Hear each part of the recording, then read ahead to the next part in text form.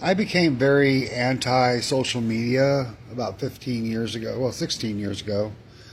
And the reason why I came back to social media was because it was time for me to heal loudly.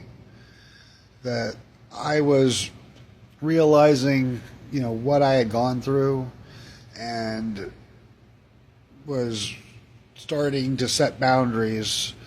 And one of the first boundaries I had set was I said that if my grandparents ever tried to do reactive abuse to me ever again, I was going to call them out on it.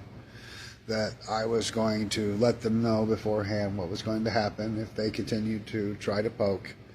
And I set the boundary, and I went off and I told them exactly what they were. And then when they tried to deny it, I enforced the boundary by going no contact.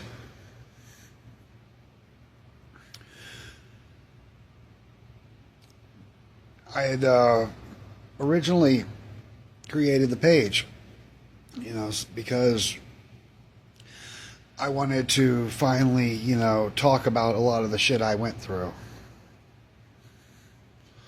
And it's things that I wasn't able to talk about because it was never safe to talk about them before, because I didn't want the smear campaign started. I didn't want to go through all that shit.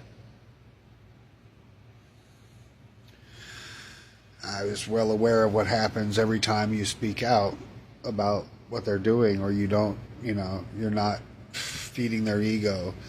I know what happens.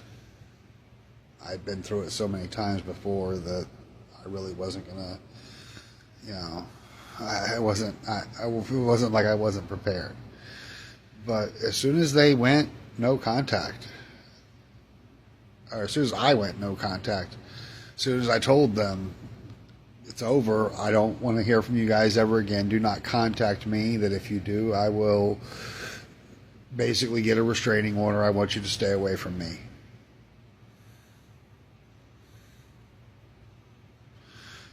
The good faith effort that you have to put in before you can even apply for a TRO, And they still violated that multiple times. It wasn't until I posted the screenshots of him violating the no contact multiple times that, he basically stopped.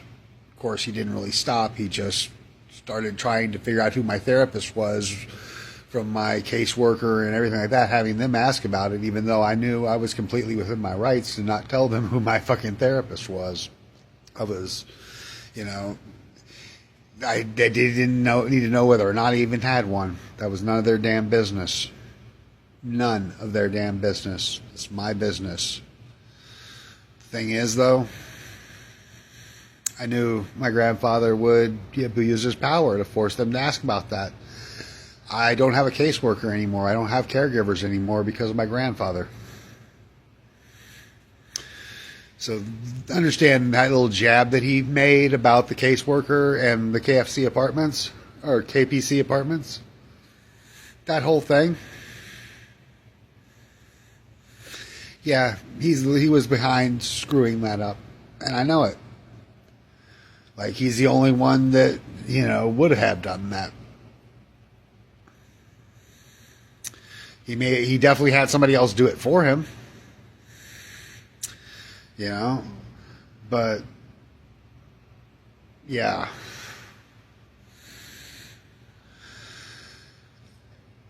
The only reason why I didn't say something sooner is because for most of my life I thought I was the problem.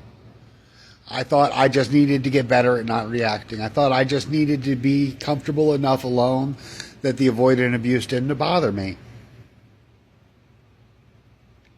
And I got comfortable alone. Got really comfortable alone. Now I don't feel comfortable around people. Well, not now, but back then I didn't feel comfortable around people. Today I've grown so much. I can't even imagine where I'm going to be a year from now.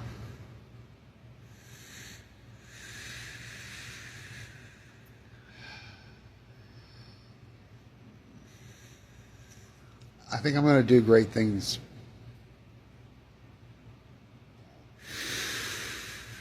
They forced me to educate myself on coercive control. Now they got to deal with my educated ass.